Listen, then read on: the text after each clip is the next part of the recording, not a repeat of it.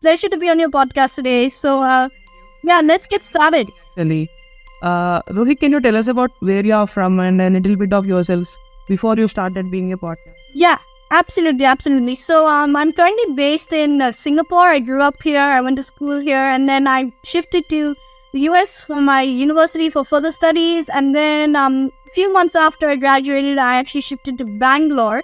And I was based in Bangalore for about a good 6 months. Met a bunch of amazing people over there. And so yeah, so that's kind of the journey. And then along the way, I found podcasting. So I think a college student when I began my podcasting journey. And now 4 years in, we've hosted some phenomenal people like Kamal Ravikant and a bunch of epic guests like Jacob Singh, former CTO of Blinkit. So like tons of amazing guests. But that was not the journey. Like the journey was way different. Like in the sense that I started this journey with just like Zoom and just Instagram DMing like folks, like any random people that I could find that were in the niche, like digital marketing, content, stuff like that. And I accidentally stumbled into podcasting actually. So it's quite an interesting journey that I'd love to unpack more in further along in this episode. Actually, you said it was accidental, and I saw many podcasts and people say when they stumble upon something and it kicks off, they say it was actually accidental. Yeah, so it's accidental in the sense that I didn't plan on being on podcasting for so many years, like doing this, recording episodes, and I'm actually planning an in-person one as well. And I planned one when I was in Bangalore also. So I didn't plan on being in this for the long term, but here we are, 4 years in, and we're just getting started. Yeah, I have known you from the day you started podcasting. I have seen your YouTube from that day, and you have been really consistent.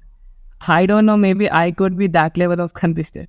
Yeah, that's actually really interesting to know. So actually, just for context, for those who are just listening today, I had no idea who Vishnu was until like just a few hours ago when he just dropped me a DM and he was like, I want to invite you on the podcast. And then I was like, I was a bit hesitant at first because I haven't been on many podcasts.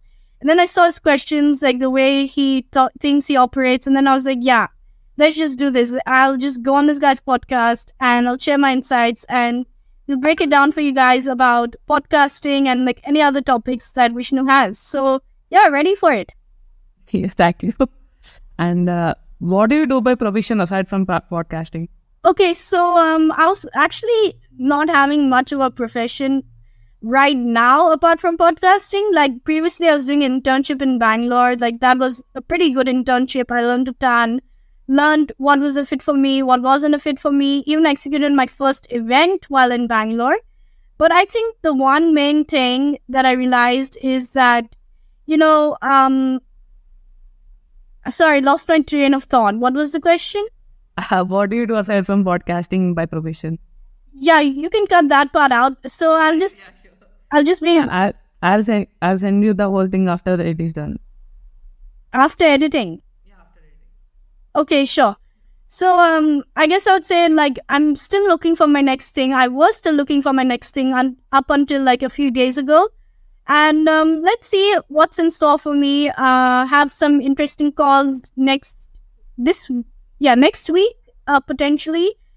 And let's see what comes out of those calls. And yeah, I was looking for my next thing, but now I don't know. I think I'm a bit more certain. Yeah, okay.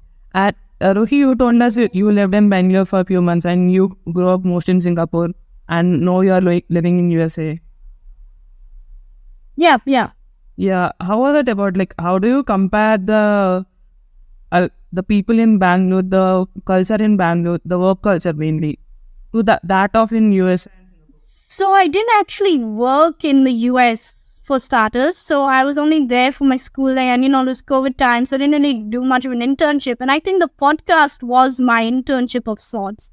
Like I got to meet and interact with all these amazing people. Like I think Casey Adams and Pomp. I had recorded episodes of them during my time in college and a few others. So I think that was my internship. So I really was able to hone in on my skills in podcasting and just reaching out to these people, being persistent, and just trying any angle to get them on the podcast. Yeah, actually, and I saw you really got some great people on your podcast.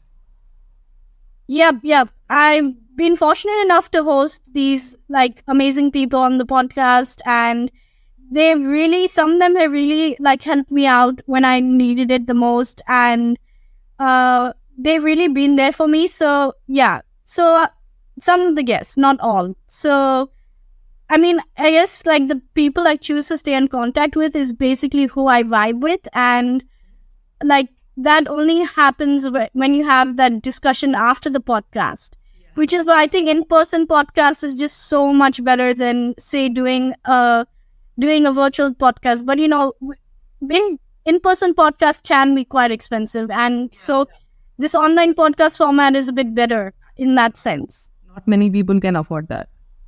Exactly. And not just affordability, it's like you need the space as well. You need to know the connects. You need to know people in your city who can give you the equipment, like, or help you out with the equipment. So I mean, that's one area that I'm really struggling with right now coming back to Singapore.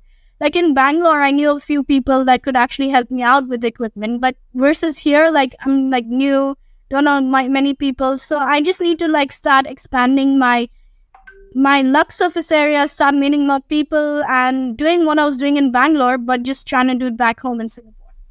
Yeah, and actually that's the thing about India. I've spoke to people in different countries, but they say that Indian people are more friendly than that of in different countries. Yeah, definitely. That was exactly the case for me. I met a bunch of nice and kind folks from communities primarily, and also from ex. Like I made a bunch of met a bunch of good people over there, and my experience in India was like, I think the best experience I've stayed abroad. So that says something, I guess, about the place, the country, and the people. And Roohi, you said you stumbled upon the podcasting randomly. But what was your motivation to continue this? What was your motivation to start this? Did you get inspired by someone, or did it just happen randomly? Yeah, so I think that's a really good question. Like, I stumbled upon it accidentally. I say that because I did kind of stumble upon it accidentally. Like, I was never intending to be in the podcasting space for so long, to be, shooting my shot, trying everything that I can to get a guest. And it happened because I met this person on the internet called Piyush Kukreja.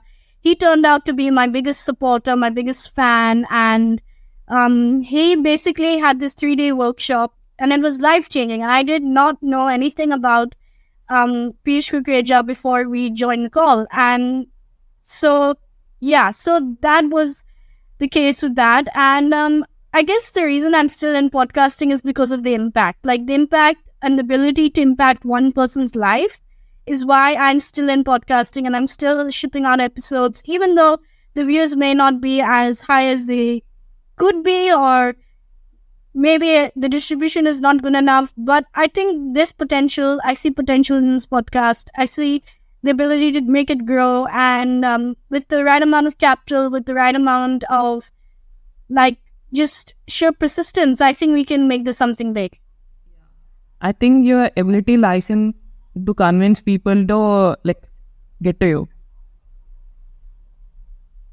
What was your question? I think your ability lies in to convince people to get to you, like join your podcast and have a chat with you. So how did I convince them? And that's what I'm going to ask my next question. I have gone through your work and I have found that all of your podcasts were related to business.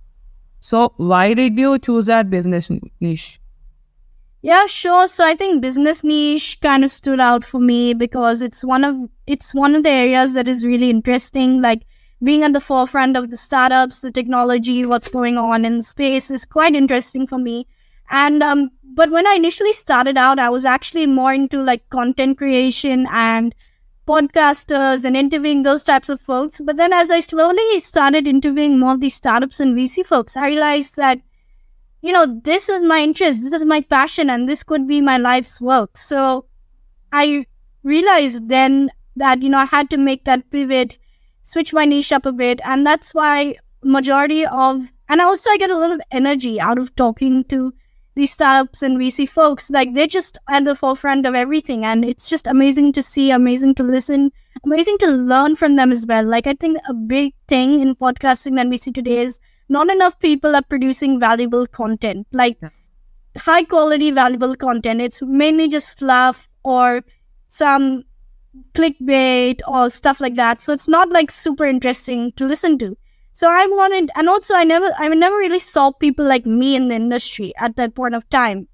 I didn't see like people like female podcasters trying to do something, trying to host their own thing. And so I thought, this is a niche that I can try and crack, like this business space, this startup space. And then I realized that it's actually quite hard to crack this niche, like unless you have significant capital infusion, unless you have a lot of money at play. So just finding ways to kind of sustain the podcast and grow it at the same time. And yeah. And like, how do you feel in behind the scenes? Like, while you are interviewing these people, do you feel tense? Like, did you used to feel tense? Oh yeah, for sure. I used to feel very tense when I was interviewing like the big shots. Like, I guess it's like a muscle. Like, you have to train yourself to be comfortable with the camera, to be comfortable speaking to people. And that's kind of why I agreed to do this podcast today. Because, like, as I said, like, I don't really go on many podcasts as a guest. But then you pitched it from the angle of a podcasting primer, just sharing the journey. And that's something that I can really get behind. So that's why I wanted to do this podcast today. Like, I kind of stumbled across this idea when I was scrolling through a WhatsApp group like that we both are a part of. And I thought, why couldn't we make a podcast for podcasters who are starting this now? I mean, it's a good idea. I think there's a bunch of other podcasts out there, I feel, that already cover this niche. But definitely, it's something that can be explored, especially the Indian podcasting space, really untapped market. I think something interesting could be done there. I don't know if I would be the one who wants to host something like this, because I already have enough on my plate with my own podcast and trying to book guests for that. And yeah, so I'm not too sure I would be the best person per se to come on any new podcast. Yeah, that's too humble of you. Thanks. How do you reach these people to come to your podcast? Because I see all of these people are making millions and millions of dollars, and still they are attending your podcast. And so how do you pitch to them?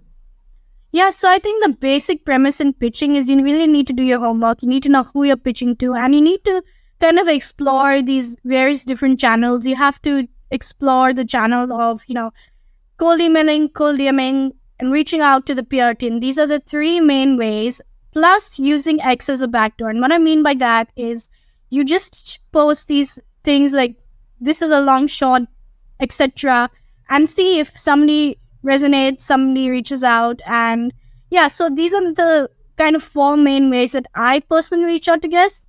I don't really do much Instagram outreach, to be honest. I mean, that was in the early days. Nowadays, it's more on cold emails and cold DMs and reaching out to their head of comms or marketing person or just EA or whoever, anybody that can get me in touch with that guest that I want to interview. Yeah, like I used to DM people on Instagram handles, but I think LinkedIn works better in that aspect, and most of the people don't handle their Instagram personally. Even I know some people personally who are like 20 to 40k subs, and they still had a person to handle their social media. I mean, that's interesting that you mentioned that, because like a lot of people have this like ghostwriters or like other people writing the content for them. And I think that kind of takes away from the authenticity and what else they could be bringing to the table. I mean, it's everybody's own decision, but I choose to write my content the way I choose to write it. So yeah, so that's all I would say on that front. Yeah. Maybe that's the person we want to be, like we being ourselves and growing by ourselves. Exactly. Yeah, you just have to grow on your own. Just try different things, experiment, see what sticks, see what doesn't, and just keep on going for it, I guess. Just keep on trying, keep on experimenting, and just trying your hardest. And what was it like interviewing all these people? I saw you interview people like Amit Agarwal, who is the CEO of No Broker. No, I interviewed somebody else at No Broker, not Amit Agarwal. Thought so. I'm very sorry. I thought it was Amit Agarwal. And you interviewed Sanjay Nath from. Yeah, that was a really recent one. Yeah. Yeah, like how did it happen? Like how did you get to him? Like how did you reach him? Yeah, sure. So I'll just talk about the Sanjay Nath one in particular. So that took about 2 years plus to happen. Like I cold emailed him, and then we were supposed to have an episode, and then something happened. It couldn't happen, and then I just emailed them again after 2 years, and eventually they said yes, and they were keen to come on the podcast. And so that took about 2 years of me just waiting. But yeah, that was the case with the Sunday Nath episode. But 2 years is really a long time. 1 or 2 years. I think it must have taken 2 years. At least 2+ years. Still, even if it's 1 year, it's awfully long. Yeah, but then I think with the bigger guests, you have to really show, firstly, signaling. So who else you've got on the podcast, and also like I've been doing this building in public thing, where I've been just sharing my my stats, my everything that I've been doing related to the podcast, and I think that's really helped me to get guests as well. Like people know me for the podcast. Yeah. And how do this, like in process of chatting then, did you change as a person? Like did the way you behave, the way you dress, the way you chat, did you change as a person while chatting with them? Yeah, I think over time, definitely changed over time. Like I was very shy, like anybody can attest to that growing up. I am still a bit shy, but not so much as I was before. Like I definitely couldn't talk to any strangers on the internet. Definitely would not be recording this podcast if we were just a few years ago talking. But I think the podcast has definitely helped me improve, helped me to gain better understanding of my own English skills. So yeah, it's helped me a lot, and it's brought me some good opportunities, some good supporters, good people who root for me. And so yeah, the podcast is definitely life changing. Roohi, how did you convince the first podcast you ever did? Like the person who you first ever did the podcast with. How did you convince him to come to your podcast? I don't actually remember who my first guest was, to be honest. Like, it's like way back when, like back in the archive somewhere. But I can say that the first big guest that I got on the podcast was this person called John Lee Dumas. So John Lee Dumas is actually a top podcaster, and he's also kind of in the business space-ish. And so I interviewed him on my podcast. He was the first big guest I got, and that was through a cold email. So that's when I learned about the power of cold emailing.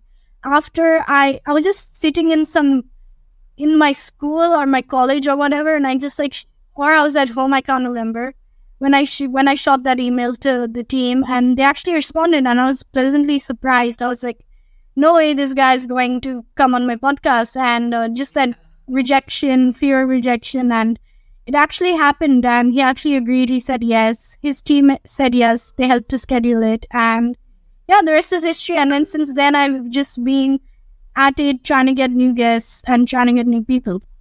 Yeah. I think, Roohi, the biggest problem that people face while doing a podcast is that they can't afford a setup.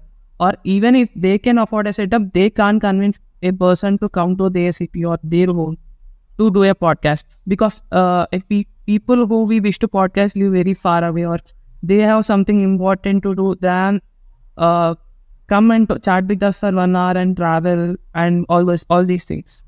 So how do you do this as a remote podcaster? Like, does it help you being a remote podcaster than a normal in-person podcast? Yeah, so remote podcasting has actually helped a lot. Like now I can talk to people all around the world just by sitting in my room in Singapore.